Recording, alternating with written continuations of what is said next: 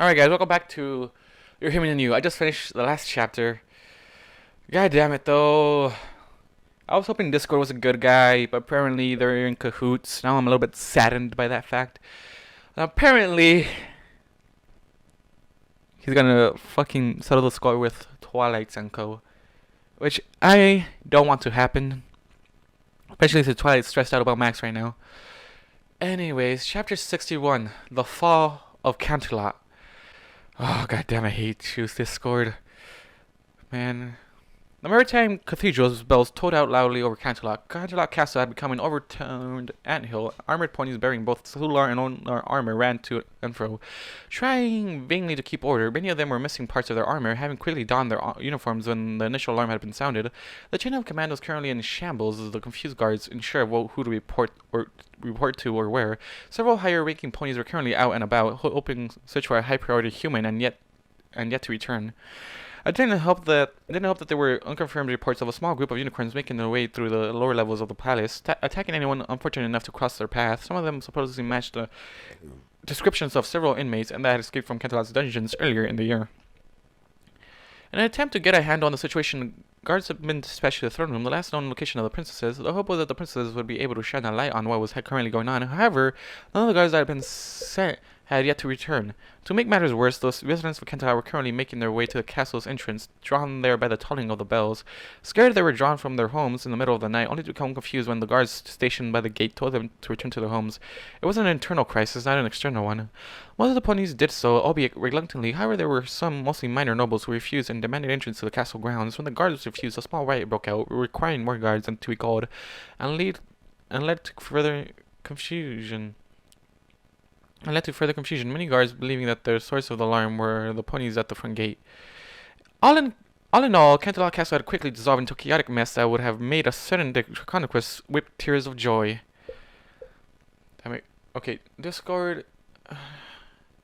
For you, making jokes would be fine. But right now, this is a serious situation, Discord, and you're just having it happen. I'm pissed. Will you hurry it up? Stop moving. Then hurry up, Ebony grunted, wincing in pain. Gosh, stop yanking so hard. Be gentle. I'm trying, but your moving your head is messing me up, Eva growled, draping over Ebony's shoulders. She had the unicorn's head held in one hoof, while the other hoof held one of her feathers. The quill of the feather was inserted into the locking mechanism on the magic inhibitor that was currently around Ebony's horn. Giving Ebony's head another tug, Eva tried to get a better look at what she was doing. Stop pulling, Ebony yelped. I'm not a bubblehead. Stop complaining, then go faster.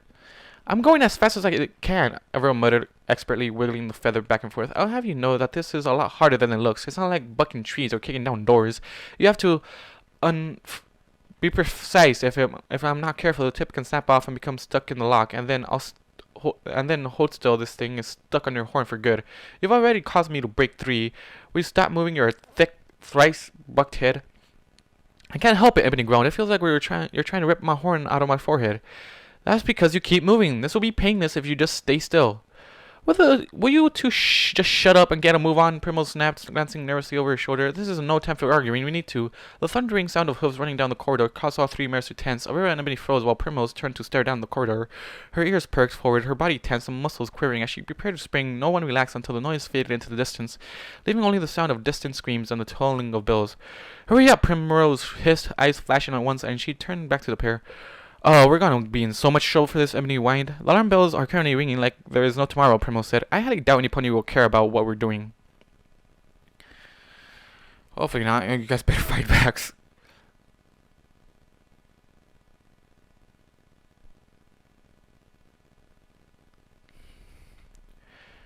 Then why are you so nervous, Ebony asked, glaring at the bat pony. I'm not worried about a guard fighting us, Primrose muttered, ears swiveling around her head. I'm worried about what caused the alarm. The last time the bells rang was when the changelings attacked.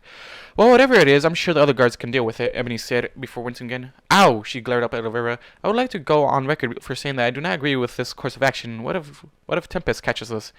Duly noted, and don't care, Elvira grunted, her tongue sticking out of the side of her mouth. Almost got it. Just a few more seconds. The click of the inhibitor split in two, clattering noisily to the ground. Elvira quickly jumped off of Ebony's back, allowing the unicorn to stretch.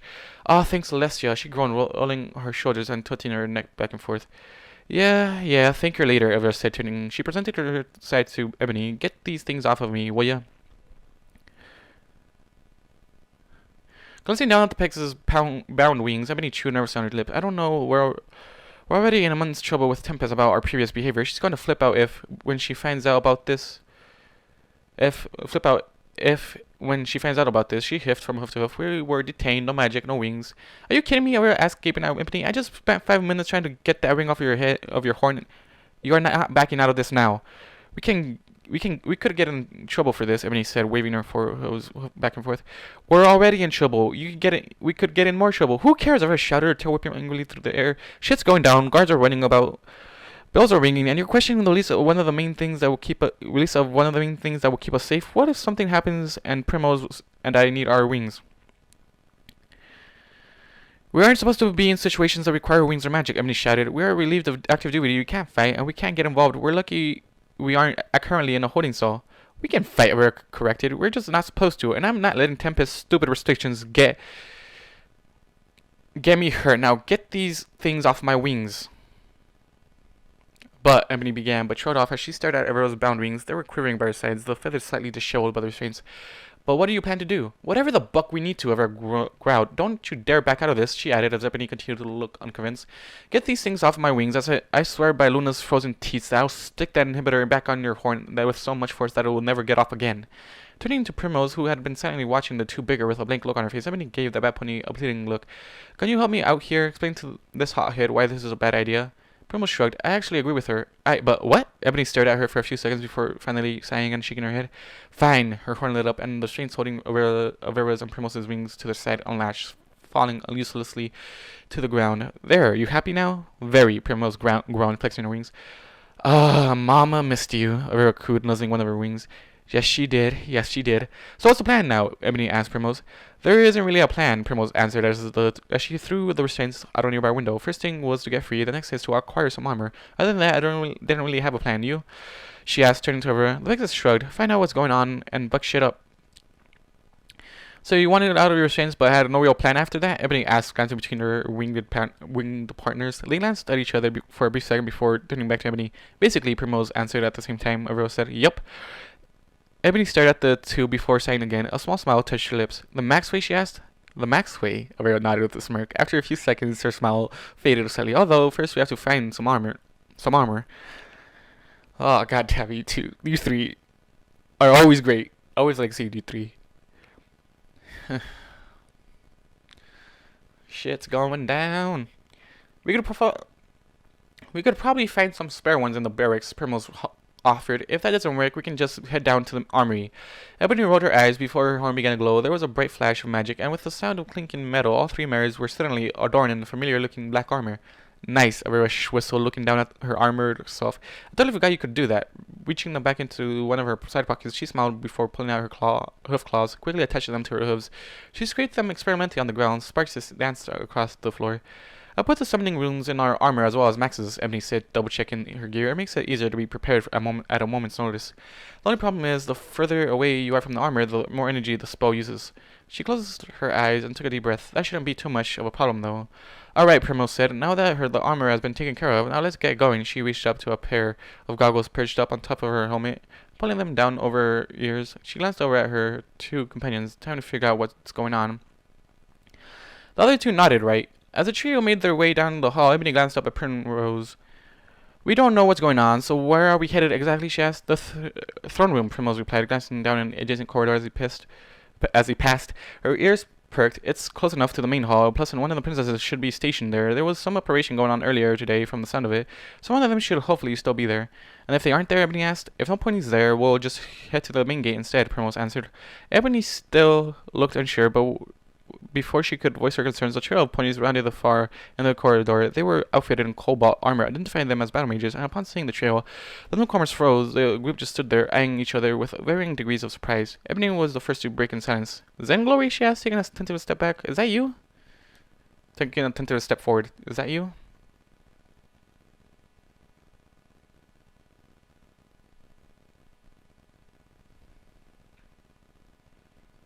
The foremost battle mage cocked her head to the side. Major, what are you doing here? Aren't you supposed to be in Ponyville?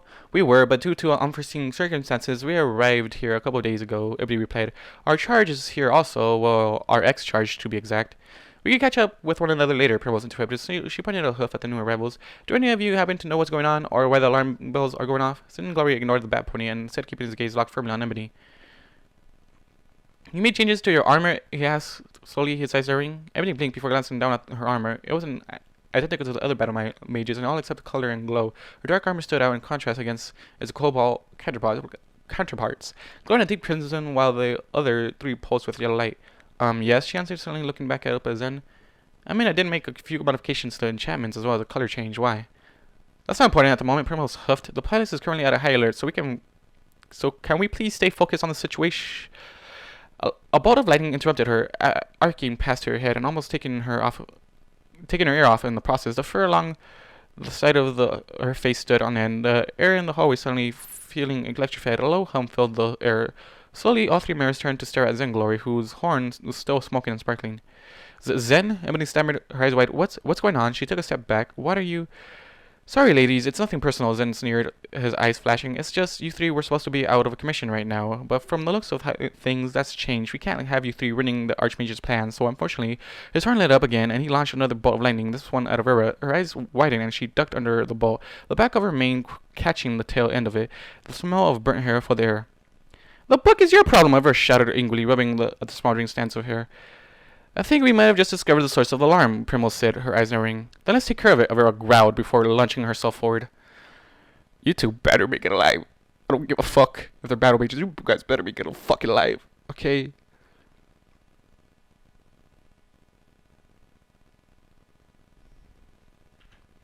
No, wait, Ebony cried, but it was too late. Avera was already halfway down the hall. The battle mage to the left of Zen Glory stepped forward, till her horn flaring to life. A section of her armor flipped upon, revealing a small, barrel-like container beneath it.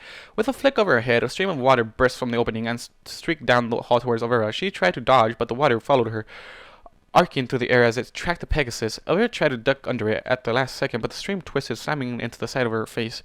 Immediately, her entire head was encased in a globe of water. Falling to the ground, Avera struggled faintly to free herself from the ball of water, but her hooves were unable to get a grip on the liquid orb. She shook her head from side to side. She tried to use her wings to remove it, and even went as far as to smash her head against the wall, all in a vain attempt to free herself from the suffocating ball of water. Avera, Primrose cried, starting towards the flailing Pegasus. Singular stepped forward, a magic gathering at the top of his horn. With a sharp crack, another bolt of lightning flew down the corridor. Primrose flared her wings in an attempt to slow down, but it was too late. The ball was upon her. Her eyes widened as the spear of thunder rushed towards her, causing the very air to crackle with its energy. Her fur stood on end, and as it rushed to meet her, closing her eyes, she braced herself to the strike. Oh, no, you don't! A wall of veins exploded across the middle of the corridor, separating the two groups. The bolt of lightning slammed into the vegetation, causing several of the smaller veins to burn and crack, but the rest of them remained strong. Staring at the sudden wall of interwoven creepers and confusion, Primrose glanced back over her shoulder. Magic pulsed over Ebony's horn, causing a slight distortion in the air around it. One of her saddlebags was open, and a multitude of leafy tendrils emerged from it, clinging to Ebony's sides, as well as running along the floor and walls to where the barrier of vines had appeared. Some of the creepers were still moving, wrapping, leveling around Ebony's legs and upper body.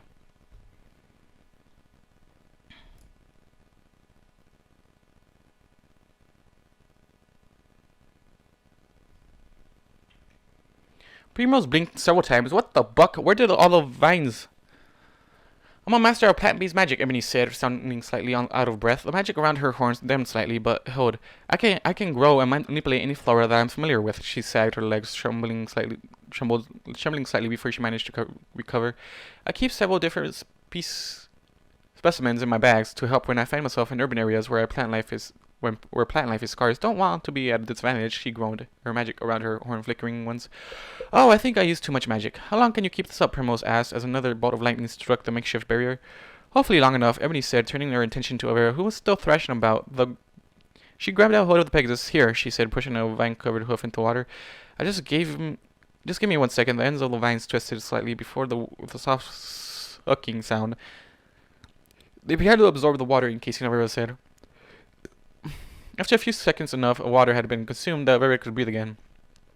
Ah, Buck, she gasped as the roots continued to work until there was no more water left. She inhaled deeply before beginning to cough. Buck. Some went up my nose. Hold still, Ebony instructed. The roots should take care of most of the water. What do you... Avera began only to freeze when one of the smaller roots slowly and gently slithered its way into one of her nostrils.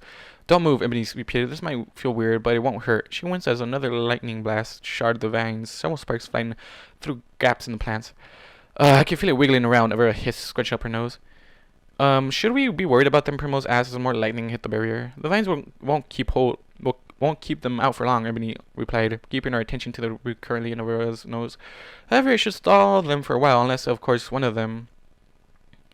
A loud sucking noise suddenly filled the air, followed by an explosion. A wave of heat slammed into the trio shortly before the wall of vines was consumed in fire. The inferno roared for several seconds before suddenly dying, leaving nothing behind but ash and 3 grinning battle mages. Is a pyromancer, Ebony finished lamely, her eyes wide. Shit.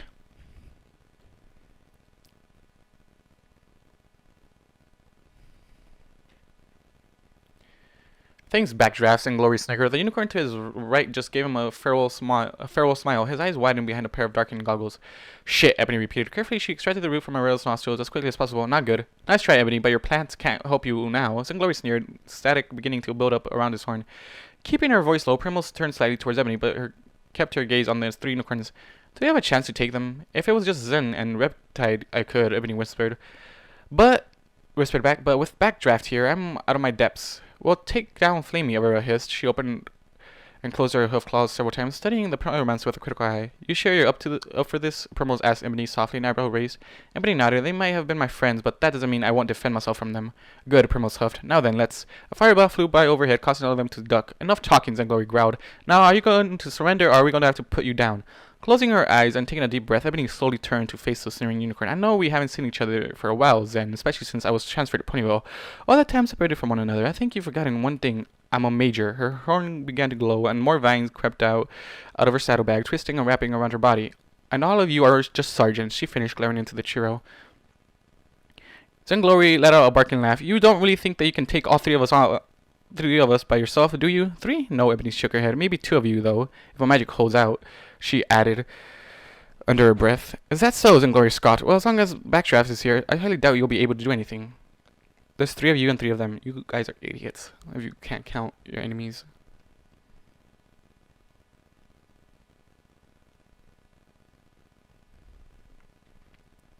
That's why we're here, Primrose said before her hoof suddenly came up in a blur. A knife slashed through the air with a shrill whistle, heading straight for Backdraft. The unicorn dove to the side with a yelp, but the knife still managed to nick her cheek. Before Backdraft had a chance to recover, Vera was off down the hall, heading straight for her. This again? Zenglory grunted, shaking his head. It didn't work the first time. What makes you think it'll work a second time? Beside him, Riptide's horn flared to life, accompanied by a mass of water lashing out towards Avera again. However, unlike last time, a mass of roots exploded into life in front of the water, absorbing it with almost no effort. Avera ducked under the roots and continued towards Backdraft. Primrose close on her heels. You and those damn plants, Zenglory growled, giving Ebony a hateful glare. She smirked. That's what you get when you pick a minor element to master. Throwing sparks around won't get you very far in this fight. My thunder is more than enough to take you down, Zen snarled. His horn began to glow, sparks dancing up and down its lengths. If you say so, Ebony smiled. Her magic flared, and suddenly a bunch of leaves began to sprout up all along the lengths of vines that were wrapped around her body. Shall we get started then? She asked. With a shadow, a bolt of lightning erupted from Zenglory's horn and launched itself towards Ebony, quickly bringing up the mass of roots. She used it as a makeshift shield. The roots, still full of water from Riptide's previous attack, just sizzled, popped, but other than them remained unaffected. Is that all you can do, Zen? Ebony asked, lowering her woody shield. She lashed out at him with a whip-like vine. Riptide's horn flashed, and a wall of water appeared between Zen and the vine, only for the vine to slice through the water effortlessly.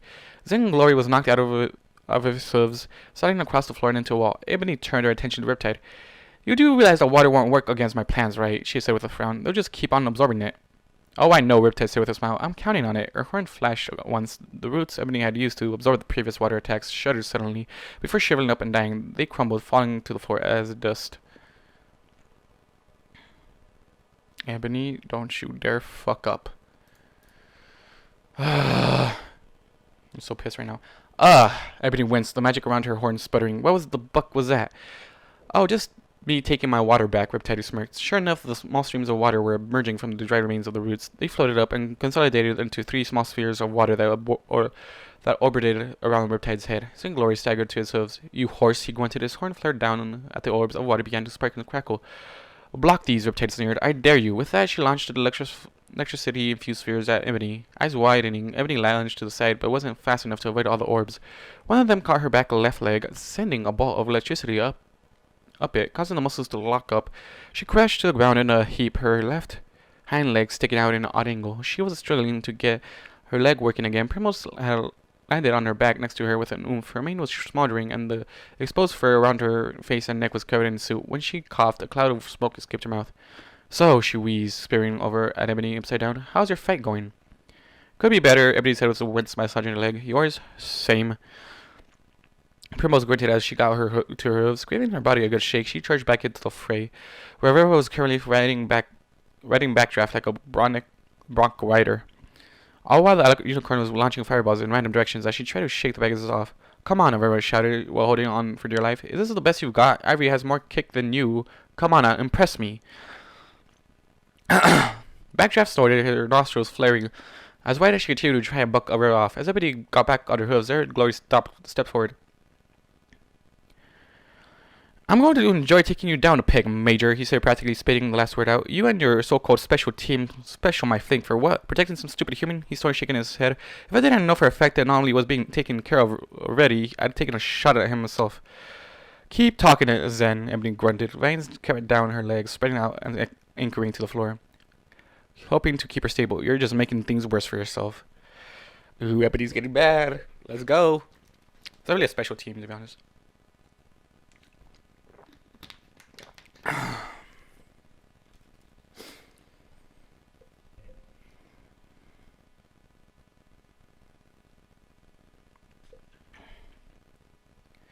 That's so, Zen sneered. Alright, I'll end this quickly then. His horn began to spark again, a bolt of electricity occurring until suddenly the static dissipated harmlessly into the air. What the? Zen blinked, glancing up at his horn, scratching up his muzzle. He tried to get a current move running through his horn again, only to be met with the same results.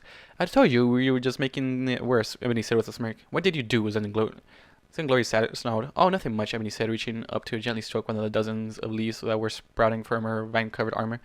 Just having my little plants here doing their stuff while we were busy. She gave him a large grin. Isn't transpiration a bitch? Transpiration's an ass, his brow furrowing. What do you... He trotted off, his eyes widening as he realized that the air in the hallway had slowly become more and more humid than it had been earlier. Ebony hummed, still rubbing the leaf. It had them releasing water vapor into the air at an accelerated rate. It also helped the Riptide was providing water as well, even if she did take some back. The longer they are active, the more moisture is released into the air, and the less effective your lightning becomes. Lowering her hoof, her expression becomes serious. I told you, Zen, there's a reason I'm a major, and you're still just a sergeant. You're just a one-trick pony. One-trick ponies, and Glory hissed. I'll show you one. I'll show you a one-trick pony. He rushed at Ebony, his horn glowing. Zen, no! Riptide cried. The minute Zen's hooves came into contact with the vines carpeting the floor, they lashed onto his legs. There was a loud crack. As both of his front legs broke, bringing him to the ground. The creepers began to wrap around his body, holding him in place, even as she struggled. Walking forward, Ebony eyed the struggling battle mage with a neutral look. Wordlessly, she raised a hoof before bringing it down on Zen's head. With an echoing crunch, his head whipped back, his eyes glowed yellow before fading. They rolled up into his head and slumped into the floor unconscious. Zen, Riptide cried. She turned her gaze to Ebony, glaring hatefully at her. You'll pay for that, Rose. Her horn glowed, and a blade of water exploded from beneath her armor, lashing out towards Ebony at a great speed. However, the leaves surrounding Ebony's body expanded, taking out the brunt of the blow.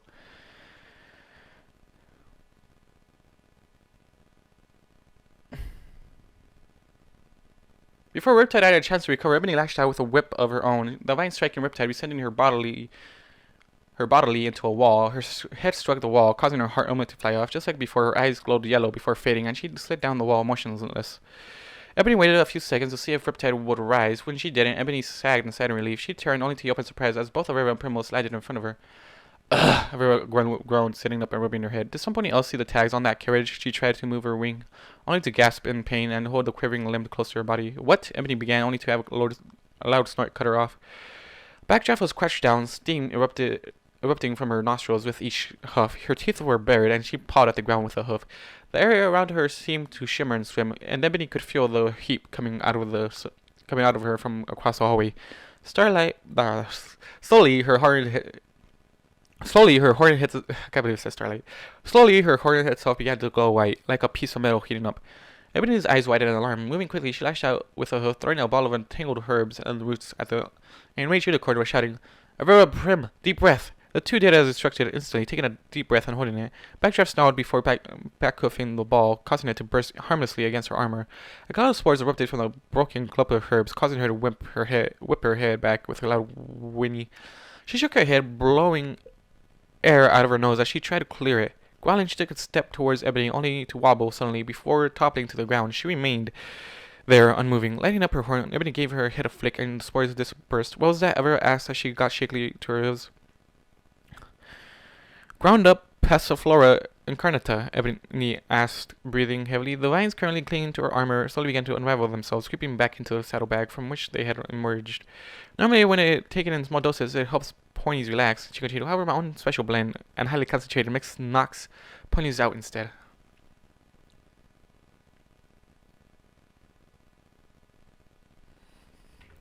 And why didn't you lead with this to begin with? I asked. Because it can also affect us too, and too much of it can kill, Ebony huffed.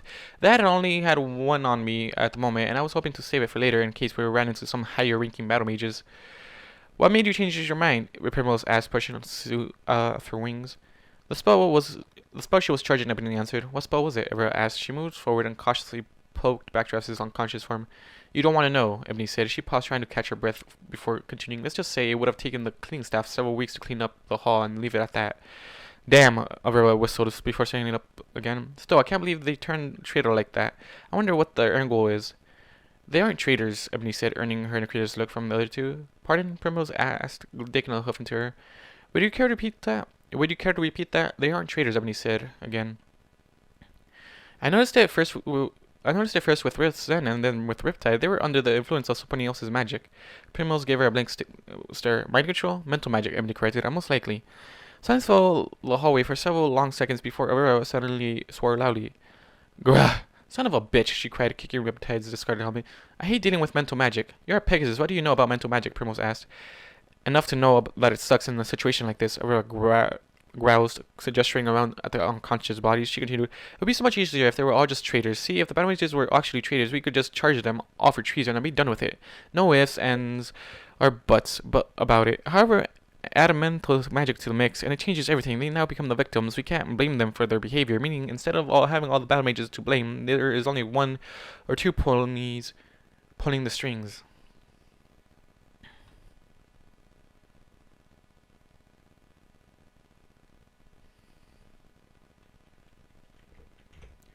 Primrose cocked an eyebrow, and that's the bad thing? Yes, because how are you supposed to tell who's really brainwashed and who's just faking it? Avera asked. How can you tell who's in charge? Well, according to Zen, it was the Archmage's plan, Primrose said. Avera snorted. How do we know he isn't being mind-controlled as well? Primrose and Ebony looked at each other before both rubbed their forelegs with a hoof. She's got a point, Ebony muttered. I don't want to think about it right now, Primrose groaned, stretching as she worked the kinks out of her neck before slowly making her way down the hall. Oh, where are you going? Avera called after her. Throne room is the other way. Not going to the throne room anymore, Primrose grunted. What? Ebony yelped. Why? Glancing over her shoulder, Primrose pointed at Zenglory. You heard him. The anomaly is being taken care of already. Max is in danger. I'm going to go find him. I don't think that's necessary, Ebony called to her. I'm sure he's nice and safe with Twilight at the moment. Primrose paused and gave Ebony a look. This is Max we're talking about. Ebony opened her mouth, only to close it again a moment later. Damn, she breathed, shaking her head. Yeah, Primrose said before continuing her way down the corridor. But we aren't his guards anymore. Ebony called out again. He's not our charge. I'm not going to fight him because he's my charge, Primrose shot back. I'm going to fight him because he's my friend. With that, she turned and disappeared around a corner and was lost to view. Damn. I hope that struck a chord with them. Damn. Was that Primrose who said that? Because he's my friend. Damn. Damn, no. Anyways, guys, I'm going to pause for a minute. I need to go take a little wee break. I'll be back in a minute. Alright, for some reason my mic goes into like old radio mode for some reason. Anyways. Okay, so because he's my friend, with that, she turned and disappeared around a corner and was lost to view. Avera returned and gave Ebony an expectant look. Yeah, no, Ebony said. Let's go find the hopeless troublemaker before somebody else does. She took a step forward, only to stagger slightly. Blood slowly began to drip from her nose. Alarmed, Avera asked, "Are you okay?" Yeah. Ebony answered as she could. I just used too much magic. I'll be fine in a few minutes. She walked off down the hall at an uneven gait, swaying slightly from side to side. I just hope you don't run into anything else before we find Max. Well, shit is going into complete chaotic mess right now. Sir, I really must protest. I had already told you, I don't care, Stacker said as he strapped on the last of his armor. The great plates were charred in places, mirrored in part by its owner, who was covered in bandages and singed fur. This was a common when in similar condition, but still they donned their armor quickly without complaint.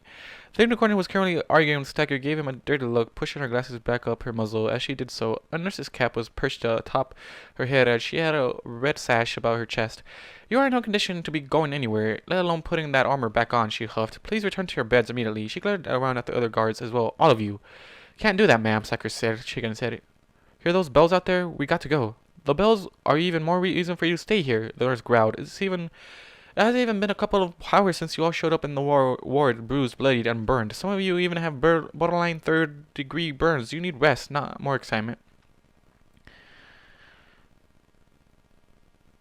That's not your call, Stacker said, fastening the last strap, flexing his wings. He opened and closed them several times, wincing slightly as the right one, which was covered in burning feathers. Oh, quivering slightly, we have a responsibility to see to. I can make it an order, the nurse sneered. Are you? Stacker asked, cocking an eyebrow. The nurse continued to glare up at him for a few seconds before finally sighing and looking away. Fine, but for the record, I'm against this. My duty is to heal the injured, and not allow them to go back out and hurt themselves. Noted. Stacker nodded, his eyes flicked over to one of the two beds that was still occupied. A pale look crossed his face before he could stop. Just take good care of her, okay? He asked. The nurse glanced over to the bed as well. Her expression softened.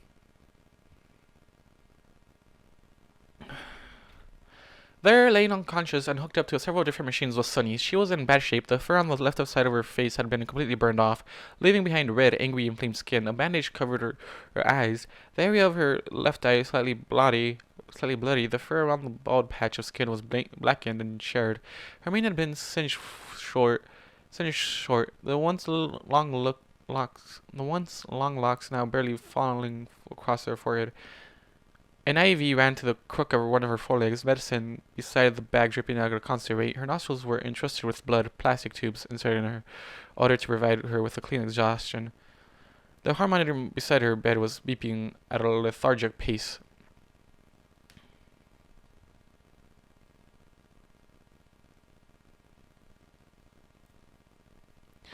Every so often she would groan, her wings shifting slightly beneath the blankets. We're keeping a close eye on her, the nurse assured. Don't worry, she's in good hooves. That's all I can ask for, Stacker remembered, giving Sunny one last glance. He then turned to the other members of the coming dawn. Alright, time to go see what's going on. Let's move. The guards nodded before beginning to file solemnly out of the room. Last one was Windbreaker, the bandaged Pegasus, giving Sunny one last sad glance before closing the door behind her. Silence fell over the room, broken only by the beeping of the heart monitors. After a few seconds, the nurse said explosively and massaged her forehead. Guards, it's like it's like looking after fools again. She muttered under her breath before moving to attend to the two remaining patients, giving Sunny's vitals a quick check to make sure she remained stable. She then turned her attention to the second bed's occupant. And how are we doing? The nurse asked quietly. She shined a light into the patient's eyes. But there was no reaction. Letting out another sigh, the nurse just shook her head before heading towards the office in the back. Melodic Windows continued to stare up at the ceiling, her unswollen eye glazed over, unknowing of the world around her. She just kept muttering quietly to herself. Pegasus 7, 8, 6, 25, 26, 70, 17, 26, 18, 13, 9, 1, 12. Neither patient nor the nurse in the back heard the door creak open. Slowly one barefoot slipped through the opening, making no noise as its owner stepped into the room, leaving the door open a crack. The new individual glanced around until their gaze came up to a stop on Sunny. Eyes narrowing, they let out a small chirp before creeping forward on silent feet. Okay, I'm guessing that's the human Sunny helped out when he was stuck in a cage. I'm guessing. We haven't heard of him much.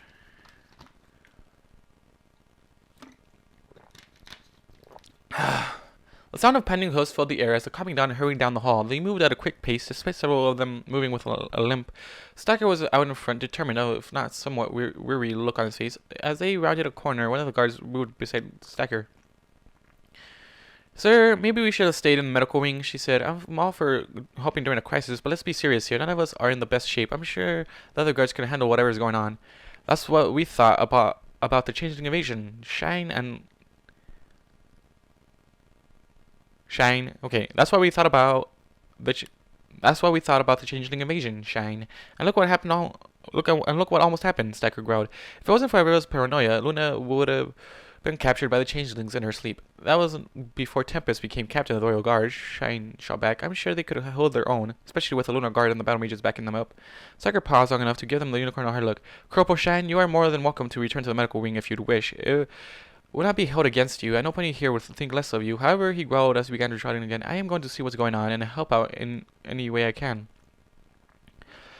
That offer goes out to all of you, he called back over his shoulder. Those of you who aren't filling up to par don't have to come. I am going through alone if I have to. Silence fell over the hall as the guards continued following after Stacker, not a single one of them turning around to head back to the medical wing. That was a low blow, Sarge, Shine muttered, her ears floating against the back of her head. Stacker opened his mouth to apologize, only to freeze as a low groaning noise reverberated down the hall. All the guards froze, their ears perking up as they went on high alert. For a few seconds, all they could hear was the constant ringing of the alarm bells, but then groaning came again, slightly louder than before. There was something guttural beneath the noise, almost like a growl. Slowly, the coming dawn grouped together in a tight circle, all facing outwards. What was that? Whimper could breathe, her eyes darting around the hall. Shine, Stacker sat steadily, his wings quivering by his sides. I'm losing my voice. On it, the unicorn muttered. Her horn flared to life, and her eyes began to glow softly. A few seconds passed before she glanced over her shoulder. There to your right, Sarge. 3 life forms. All eyes locked onto the door in question. Species? Stacker asked quietly, a hoof slowly reaching back for his knife. Shane flinched. Not sure. The spell keeps flicking back and forth, almost like it can't decide. We move cautiously, then. Stacker grunted. Thunderspark, Cloudspire on the door. Everyone else get ready. The 2 guards nodded and began to creep slowly towards the door. Shh, Sarge, what's the plan? Whimper asked in a whisper. Take down, non-lethal, Stacker asked. We don't know what's on the other side. It could be ponies trying to hide, so we need to. The door exploded in a shower of wood and splinters. What stepped out into the hall looked like someone had tried to combine a pony with a human, but had failed. The skin was pulled taut over its bipedal form, giving it a bony, malnourished look. Remains of golden armor hung about its upper body, the metal torn and sheared. Several pieces were stuck in the creature's flesh, causing blood to stream across its patchy white fur. Standing tall, it glanced around the hall before its blank eyes landed on the stunned guards. Its lips peeled back, exposing massive predatory teeth. What the buck is that? Windbreaker grasped, her eyes wide. Thunderspark, Cloudspirit, ditch and roll, Stacker barked. Cloudspirit moved without hesitation, using his wings to catapult him back and away from the creature. Thunderspark was not so lucky. Moving faster than its size should have allowed, the creature grabs Thunderspark's wing mid-jump, its claws digging into the appendage and drawing blood. The Pegasus let out a cry before accompanying his body going limp. Private! Stacker shouted as the creature released the unconscious pony. As Thunderspark fell to the ground, his body began to glow a sickly yellow. Within a few seconds, his legs and wings were twitching sporadically. There was a loud series of cracks as his bones began to shift and warp beneath his flesh. Armor warped and folded as his body seemed to grow. His legs elongated and his hoofs split, and tore his long, bony digits erupted from the skin. 12 seconds after it all began, the transformation stopped. Slowly, the changed form of Thunderspark staggered upright, his enormous wings flaring out as he became adjusted to his new bipedal stance. Thunderspark, Windbreaker asked tentatively.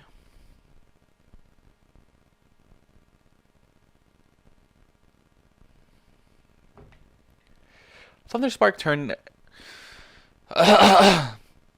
Thunderspark turned, his blank white eyes locking onto Windbreaker. He stared at her for a moment before his mouth opened impossibly wide, revealing a massive maw of sharpened teeth. An equine shriek issued from his mouth. Go, go, go! Back down the hall! Double time! Stacker shouted. Don't let him touch you, Unicorn. Don't let him touch you. Unicorns bring up a barrier. Keep him as far as possible back as possible. In the clatter of armor, the coming dawn turned and sprinted down the hall. Different hued barriers of magic popping up behind them as they retreated. Letting out twin blood-curdling shrieks, the creatures launched themselves down the hall, following in hot pursuit. Similar cries could be heard in the distance, echoing throughout the hall. The shrieks of the damned. Search and seizure. Okay, I wonder what the perspective this is from. That appears to be the last of them, Nightlight grunted as he stepped over the unconscious form of the battle mage. The corridor showed signs of a recent battle. The walls crackled and charred due to spellfire. The floor was littered with bodies of fallen battle mages, their cobalt armor glinting the light of multiple fires that dotted the hall. Several of the battle mages had been tossed through windows. Their unmoving forms now laying bushes, only a floor below. A dozen or so ponies picked through the wreckage, their armor scuffed and dirtied. Finishing his examination of one of the senseless mages, Nightlight glanced up. Sergeant Flare, what are the casualties? Nearby, a unicorn removed her helmet, her red fur covered in sweat.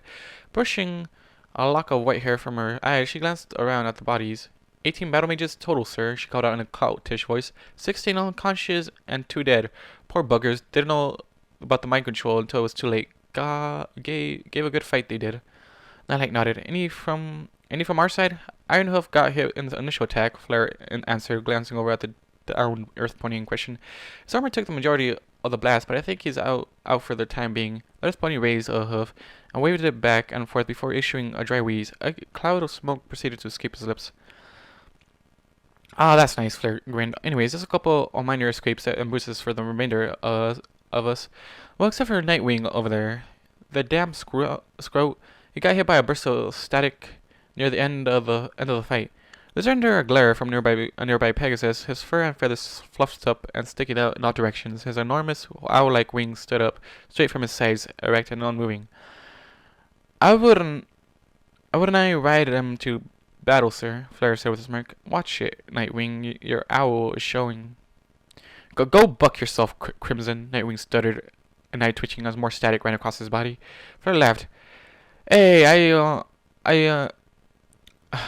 I want to buy all your head, you damaged in. Oh, I wouldn't buy all your head, you damned EG. Oh, God bless it, man.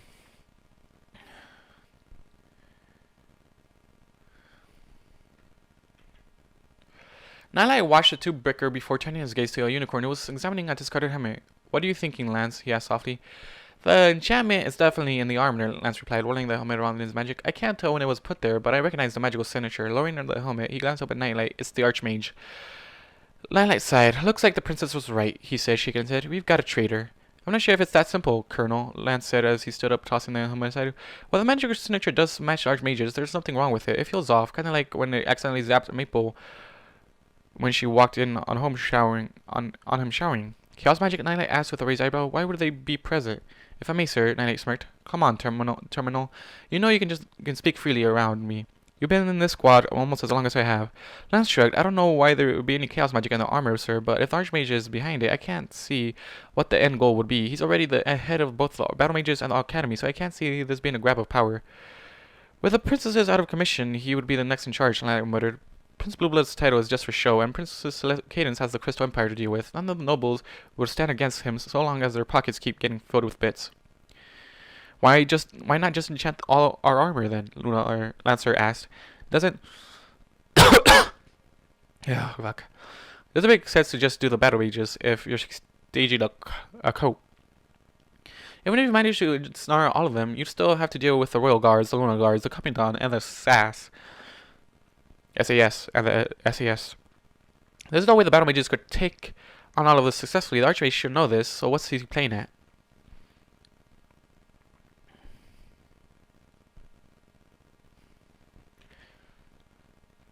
There'll be something you can ask him when we catch him, Nightlight said, glanced over his shoulder. He saw Crimson Flare and Nightwing still arguing with each other as the other members of the search and seizure task force watched on in some amusement. A frown crossed his face.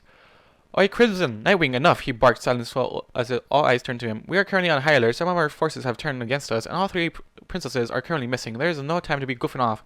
Are you SAS members or new recruits? Sorry, sir, they both said at the same time, throwing a salute. Won't happen again. See that it doesn't, Nightlight growled, his eyes narrowing, straightening up. He gazed around at the assembled task force. Alright, here's the plan. Go around and relieve the battle mages of their armor, then tie them up and prop them against the wall. We'll send a healer down to look at him the next chance we get. Crimson Flare, Earthen Peak. He turned to face the mentioned mirrors. You are on destruction duty. You're on destruction duty. I don't care how you do it, but I want their armor to be wearable once you're done. Got it? As various sounds of affirmation reached his ears, Nightlight nodded. Good, now get to it.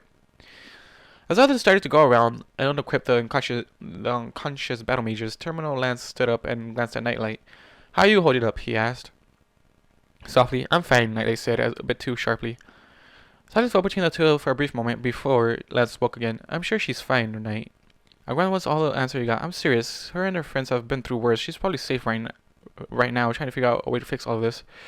There's certain to him aside from Nightlight. I'm sure she is. I just can't help but worry for her. If this is a coup, she'll be one of the main targets. She'll be fine, Nightlight said his firm voice. She's got more magic in her than any pony I've seen before. Truthfully, I pity whatever moron is stupid enough to try and go up against her.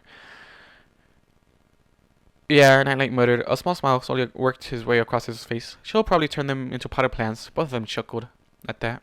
Are they worried about Ebony or Twilight? Is he worried about Ebony or Twilight? That is my question.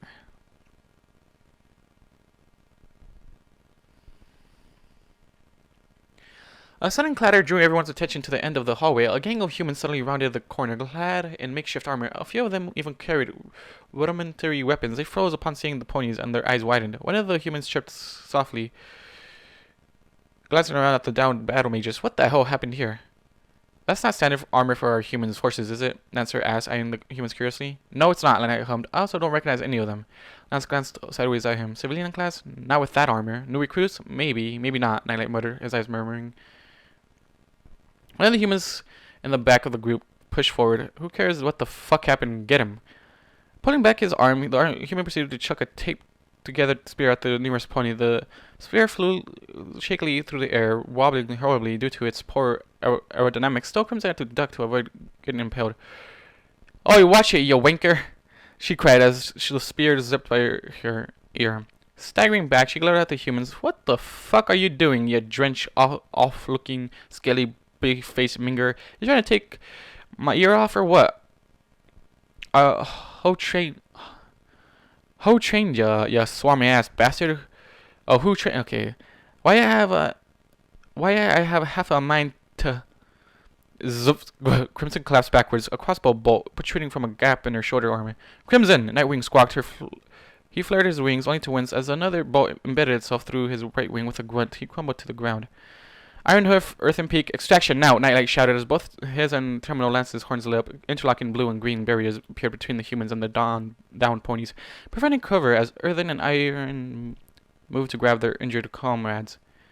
The humans who had fired the bolt, a male with a cage muzzle on his face, reloaded the crossbow and... oh my god. Took aim again. With a soft click, he fired the crossbow, the bolt zipping through the air. It took the magical barriers, which instantly shattered, allowing the speeding bolt through with little resistance. Both Nightlight and Terminal Lance grunted in pain, clutching their horns as their magic died unexpectedly. Nightlight barely managed to duck in time, the crossbow bolt nicking his ear as it whizzed past. "What bucking cloud gave them no stone weapons?" Lance hissed. The crossbow-wielding human took aim for the third time, this time aiming at the downed Crimson Flare, who was being dragged along by Earthen Peak. Just as he was about to fire, though, Nightlight sprang into action, her horn lighting up. He grabbed Crimson and Earthen in his magic and yanked them back. At the same time, he flung open the door to a nearby janitor closet, flinging the pair behind it. Before diving in himself, there was a loud thunk as a bolt embedded itself in the door, its head cracking the wood slightly. Lance did the same with Nightwing and Ironhoof, pulling the pair with him into a small alcove on the opposite side of the hall. Likewise, the rest of the team took refuge behind varying forms of cover. "What the buck is their issue?" Pegasus huffed, leaning against the nearby column. Terminal Lance stuck his head out of the alcove for about a moment before quickly pulling his head back in. "Humans advancing down the hall? Sir, they're about 10 meters out." Pulling a small mirror from out of one of his pouches, Nightlight used it to peer around the closet's door. He focused on one of the approaching humans, a female with long red hair, brow furrowing. He let up his horn, and a cloud of magic appeared around the female. For a brief moment, the magic held, keeping her frozen in place. But then the cloud shattered, and the human was free.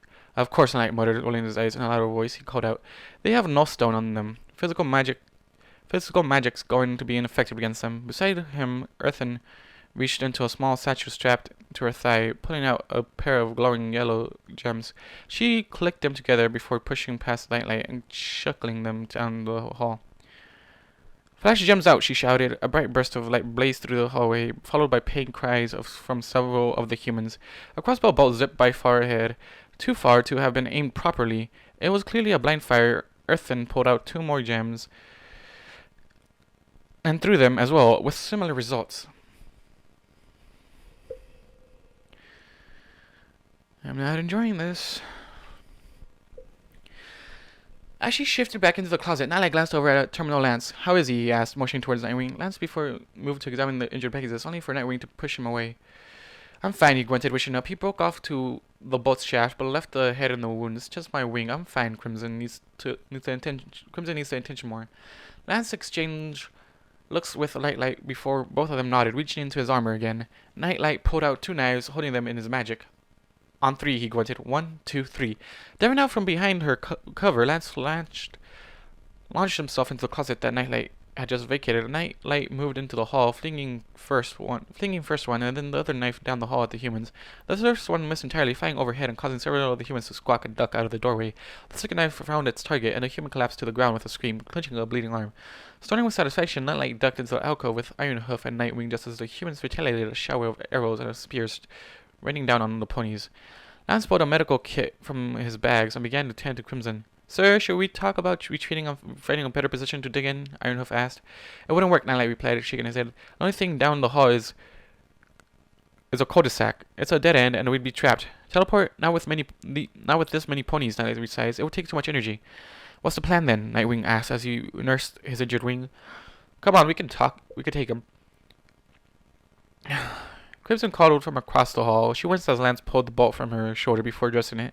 "They're just a bunch of humans. How hard can it be? We train with them all the time." "Yeah, but these are...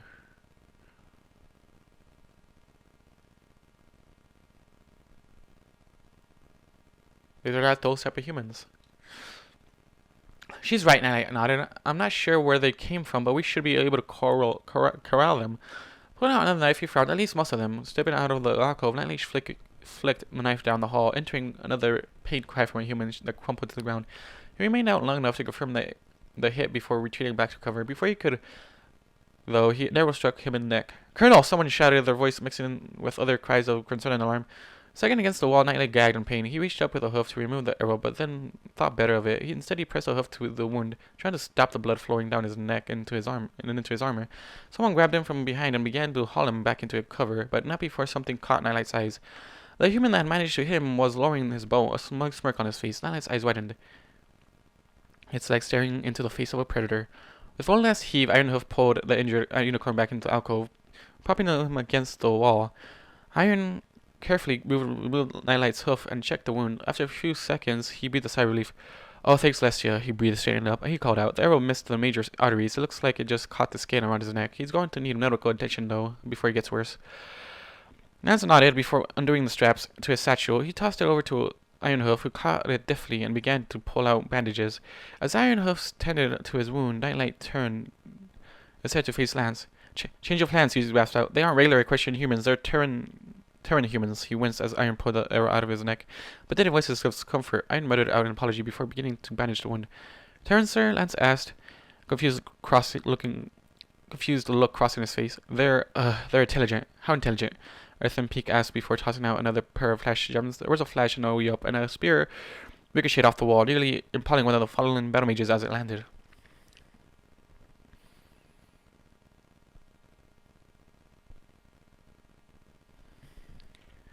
Anomaly level, I think, Nightlight ground. Earthen Peak's eyes played back. "Oh, Buck.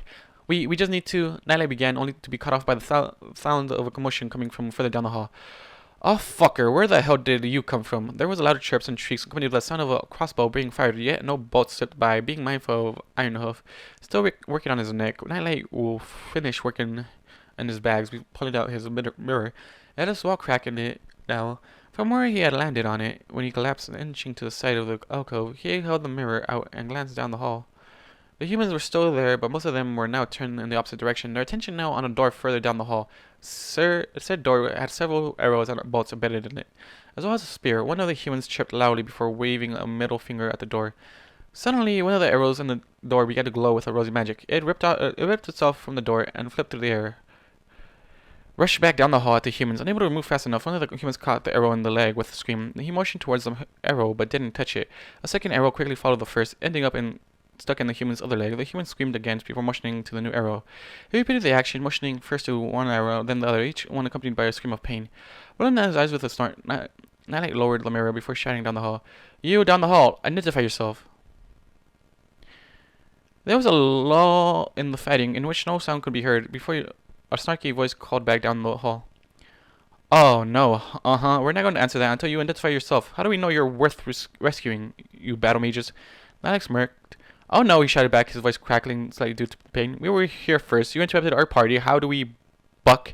An arrow clattered off the floor, inches from himself. How do we even know you're on the guest list? A chuckle drifted down the hall. Fair enough, the voice paused as the sound of something impacted wood echoed down the hall. This was followed by a loud bark from one of the humans. Fuck, I missed.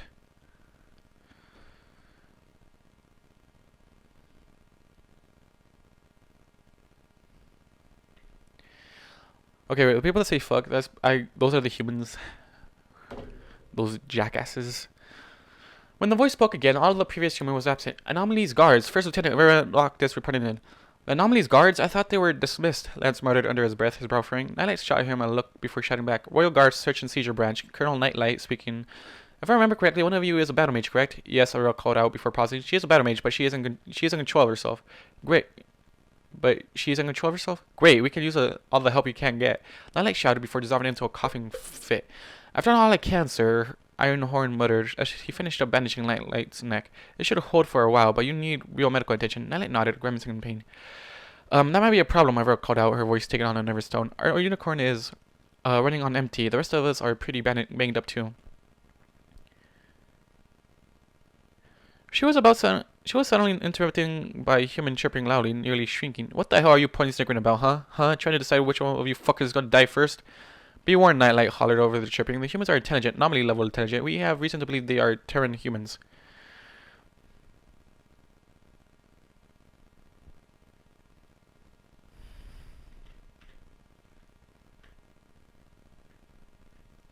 Great, Aurora muttered under her breath. Turning to Primrose, she shook her head. Can this get any better? Primrose opened her mouth, but paused, her ears twitching.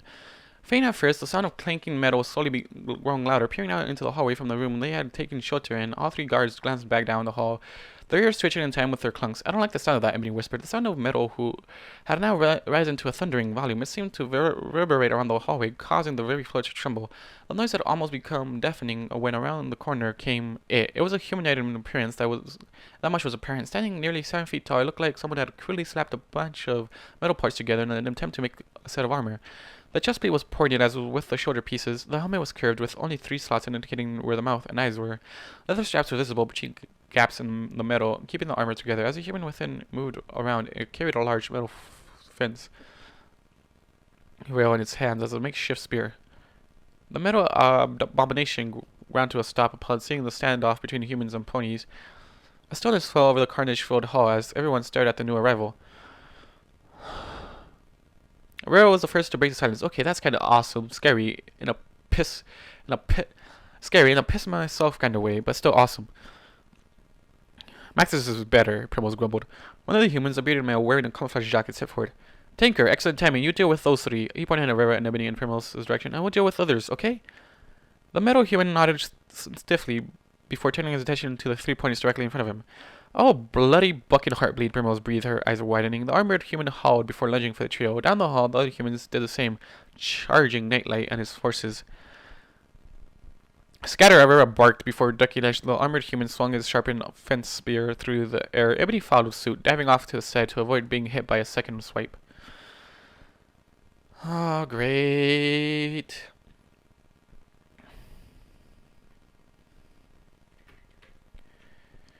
How are we supposed to take him down? She shouted, her horn sparkling uselessly. Aim for the knees and head, Primrose ordered. We don't need to kill him, just immobilize him. Jumping over a spear thrust, she aimed a kick at the human's head. The human barely ducked in time, the mass of metal making him slow and cumbersome. He staggered, losing his balance for a moment. Aurora decided to use that momentary distraction to her advantage, and dashing forward and kicked at the human's left knee with both hooves.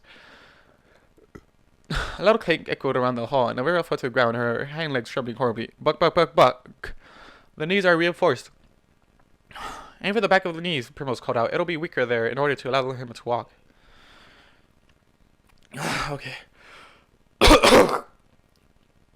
Oh god, I'm getting sick here. I'm getting blocked up, basically. The human turned to face Primrose and raised his spear. Anticipating an attack, Primrose jumped quickly into the air to avoid it. Her eyes widened when, instead of attacking, the human shifted his grip on the spear. Buck! Stopping open her wings, she tried to redirect herself in midair, but it was too late. The spear thrust upwards, tearing through her armor, her stomach, and erupting out her back in an explosion of blood.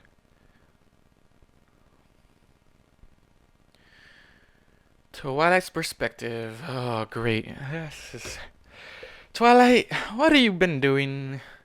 Discord escaped, your dad's fighting off some Terran humans with your pet's guards or your stallion's guards. I don't know what to call him anymore. Max's guards. Oh, Twilight.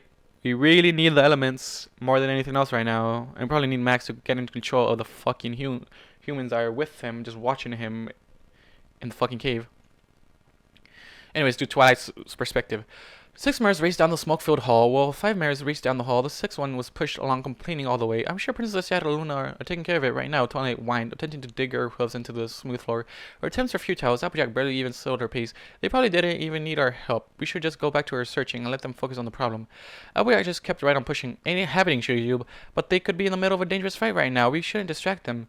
Try, them bells are ringing. The princesses are gonna need our help. Now buck up and get moving. We can look for Max afterwards. But Applejack is right, darling, Rarity called back over her shoulder. Remember the last time that cathedral bells rang? All those nasty changelings. Ugh. She shivered, grimacing in remembrance. Yeah, Rainbow sheared, zipping by overhead. Something's big going down. Maybe the changelings are back for round 2. Fluttershy squeaked, staring at her with her wide eyes, ignoring her. Rainbow threw a couple of punches before doing a loop through the air. We got to teach them another lesson. I've been dying for a rematch. This just caused Twilight to struggle more. But that's why we've got to find Max, she cried. He's out there somewhere and could be in danger. Darling, all of Canterlot is in danger, Rarity chided. I'm sorry for saying, but this is more than just about Max right now. Don't give me that look, she added as Twilight glared at her. I'm concerned for him as well, but right now, the best thing we can do is find the princesses and take care of whatever trouble has decided to rear its ugly head. The sooner we do that, the sooner the threat is gone and Max is safe, and the sooner we can go back to searching for him. Twilight opened her mouth to argue, but paused, her brow furrowing. After a couple of seconds, she gradually closed her mouth and stopped trying to escape, falling in step beside Applejack.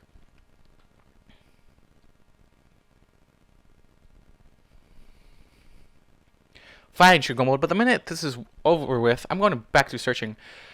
Rarity's gaze softened. I know, dear, and we'll be right there with you. The group rounded the corner of the hall, only to slide to a halt a moment later. They gaped at the sight before them, ears splayed back and eyes wide. The throne room doors were wide open, one of them dangling precariously from one hinge. Large scratches covered the doors and gouged deep into the golden metal. Some bellowed from the throne room, choking the ceiling high above with thick black smoke. Colored glass was scattered across the floor, twinkling dangerously in the torchlight.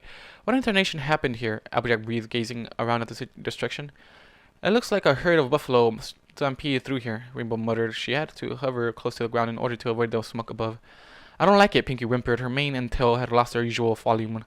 Now hanging limply to the ground, she glared around fearfully, a small tremors running through her body. It feels wrong here. Something's wrong. She showed off and huddled closer to Applejack. Twilight swallowed thickly before stating herself. Come on, girls, let's go see what happened. Slowly, carefully, they crept forward into the throne room. It was roughly in the same state as the doors. Windows were shattered, allowing smoke to escape through them, and into the night sky. The carpet leading up to the throne dais was ripped and torn. Patches of it still burning. The banners hanging from the pillars are all on fire. The flames burning slowly as they slowly crept higher and higher. The grand throne was on its side, split in two from where it had fallen from the dais. I don't understand, Twilight stammered. What happened here? It looks like it was attacked, Fluttershy breathed, holding a hoof to her muzzle. I know that, Twilight huffed, but how and by whom? How did they manage to get to the throne room without the guards stopping them? Why are there no bodies? Where are the princesses? Rarity went rubbing her horn which was beginning to spark. Twilight, darling, do you feel that? Giving her a confused look, Twilight lit up her horn as well. Only for her eyes to widen. I recognize that magic, she breathed. It's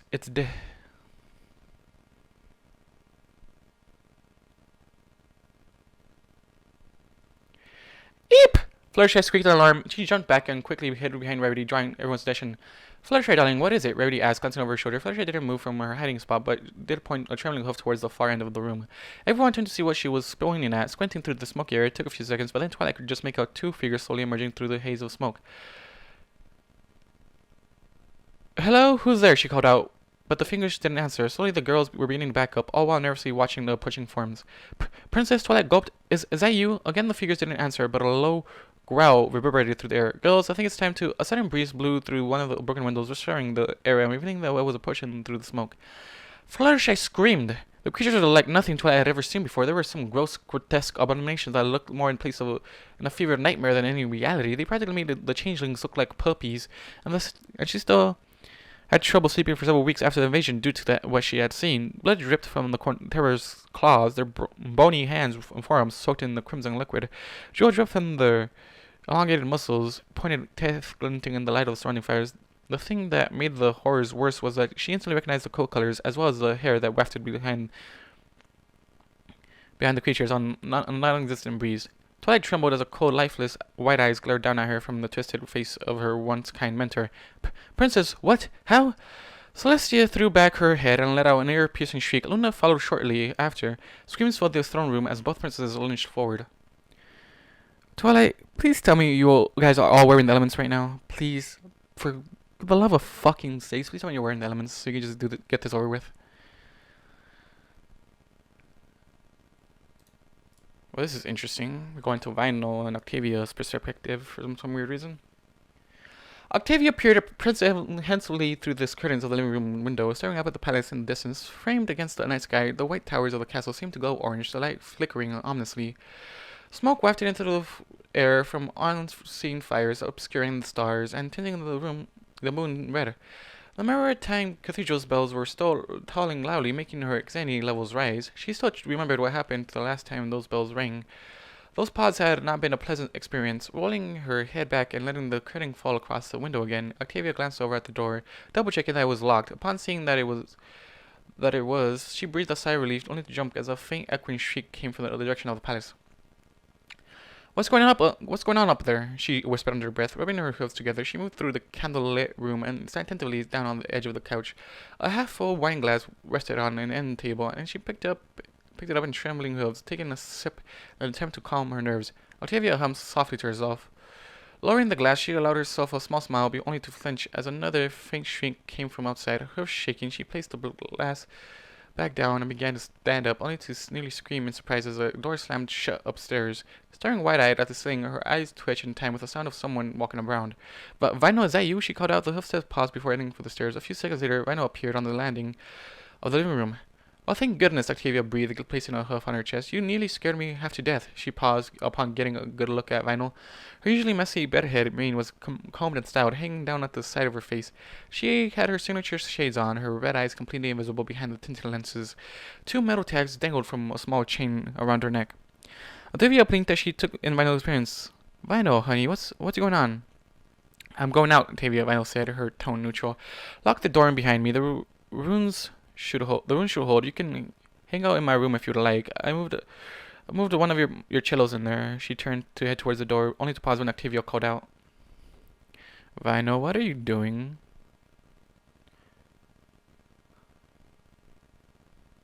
"Vinyl, wait!" Octavia bit her lip, glancing nervously at the window. "What's going on? Is it a riot or an attack?"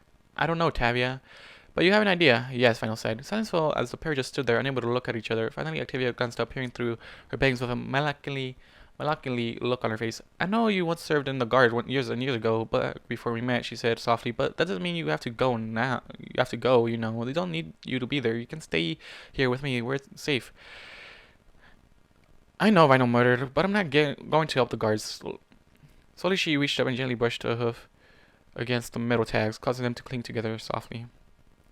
"I'm going to meet an old friend." The end. I also want to just get these chapters over with and hopefully get to the resolution, the climax, or whatever the fuck, the happy endings. Because right now, everything is falling apart by the seams. And it's bothering the fuck out of me. Celestia and Luna are morphed into some sort of beast. Twilight and her friends clearly are shocked and not sure what they're gonna do. Max is still inside of a fucking hole in the ground. How fucking stupid is that? Ugh. The guards and Nightlight are apparently stuck with the Earthling humans fighting back because, you know, they're stupid, and Max is the only reasonable person in this whole fucking world at the moment. Anyways, guys, thank you all for watching, listening, doing like you guys do, and I'll see you guys in the next video. Goodbye. 100,000 stories have filled my head. for the answer in what I've read.